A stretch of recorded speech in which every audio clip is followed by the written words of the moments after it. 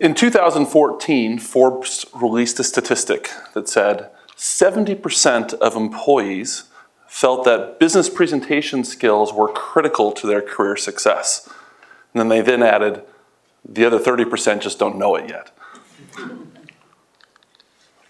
The College of Business Administration, in conjunction with Global Campus, presented last winter intersession a class focused on business presentation skills. And the very first iteration of this class was a hybrid class where the first week was done online, the other 2 weeks were done here on campus, and students spent a majority of the 3-hour daily class time practicing giving presentations to each other and getting feedback from each other. This worked well, but Global Campus had already given us the challenge that when summer intersession came around, we needed to find a way to be able to deliver the same type of learning experience but have it be 100% online. Fast forward to the summer, and we had one student, this is Sarah, who was in Kansas City. We had Park, who during the summer, we had Callie, who is a professional athlete and was actually at a tournament in the British Isles during the course. And then we had Tashai, who was here in Manhattan. We were able to use some great tools to be able to take this course and still deliver a good learning experience with a skill set that's very tangible and practical, but still do it 100% online. And the two keys that I want to share with you today that were allowing us to be able to do this were technology tools, the first being Zoom video conferencing, and the second being the peer review functionality within Zoom. So this is a picture of our homepage in our course, and like most online courses, we did rely on discussion groups, that every day there was a reading assignment. The students would then watch a video of a professional presentation and discuss online the concepts they saw applied, what they thought was working well, what they think they could have improved on. But the real growth in this class happened when they actually did it themselves. And we found that when they gave the presentation and when they practiced giving the presentation, that's when they saw the most opportunities for growth. And although we had 3 different presentations that were given during the course, each of those had separate assignments of actually submitting a full practice of that presentation so they could iterate and improve. Now, the only way that we could do that online was using a fantastic tool of Zoom video conferencing, which has some great recording functionality. And I want to give a shout out to Shelley Griffin, was around here somewhere. If you have questions about any of the Zoom functionality, she is the expert at Zoom. And before we did this session, I started talking about, can it do this, can it do this? And it was able to do what I wanted. Let me show you what it can do. Every faculty and student at K-State has a Zoom Pro membership. Now, in order to get access to the additional functionality of the Pro membership, you don't want to sign in with your private email. You want to go in and sign in with their single sign-in option. When prompted, you would enter in ksu.zoom.us, and then it will prompt you to do your K-State credentials. And once you've authenticated, there's a few things that will be different. The one that was important for us is once you were in Zoom, because we weren't using this for a web conference for a bunch of people. We actually wanted this for just a single user. They would be able to go in and this record option down at the bottom, and kind of zooming in on this, they would have an option called record to the cloud. What this would enable our students to do is they would be able to open up a Zoom session with just themselves in it, be able to share their desktop with their PowerPoint presentation, and then using the webcam on their laptop or desktop, be able to capture themselves presenting, ideally from the waist up so we could see their body language as they're presenting. When they hit record to cloud, it would start, they'd give their presentation, they'd click the button again, it would stop. And about 10 to 15 minutes, you would get an email from Zoom. It has a bunch of information, 2 URLs on it, but the bottom URL is the one that's really important. If you clicked on this, you would get a Zoom page that would actually have the video on the left, and you would have auto transcripts on the right.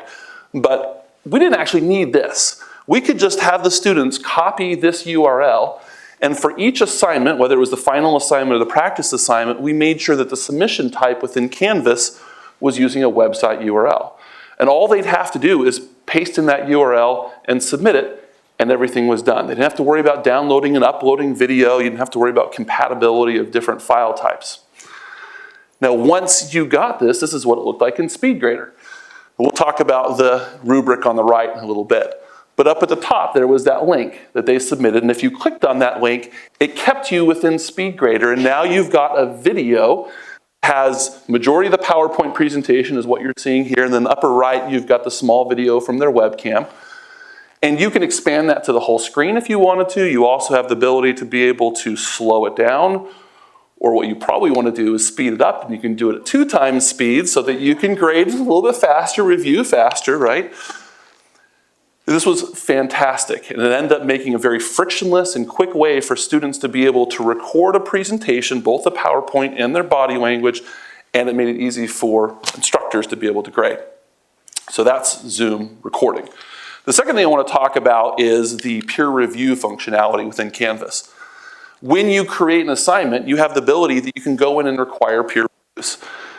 You can manually assign them, or what you probably want to do is automatically assign them. In this case, we wanted each of the students to be able to review 2 other presentations for that particular assignment. We enter in the date we want Canvas to assign those reviews, and that's usually the due date or shortly thereafter. What it will do is at that time, it'll look to see which students have completed this assignment and submitted it, and then we'll make sure taking all of those, assigning out 2 to each student.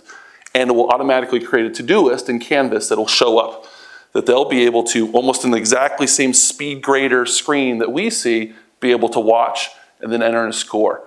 Now, in order to make sure that these are consistent, you also have a screen where you can go in and see what it assigned, and if you want to make changes, you can do that. This is the peer review tab within that particular assignment.